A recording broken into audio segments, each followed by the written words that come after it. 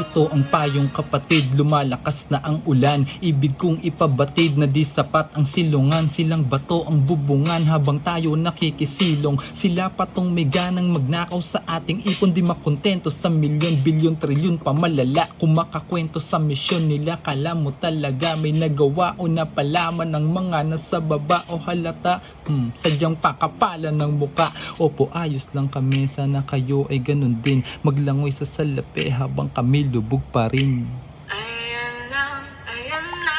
Halos di makatawid sa problemang nakadagan. Ang bahay walang patid, lalo pang nadagdagan. At kaming maliliit, umaasang maramdaman ang ginhawang galing sa aming pinagpapagalan. Sako-sakong hinaing, mga pasaring at hiling, sama-samang iipunin, ihahain sa piging. Silang mga nakaluklok, ang dapat lang daw busugin. Kahit hirap ng lumunok, lahat ng yan ngunguyain. Sakim.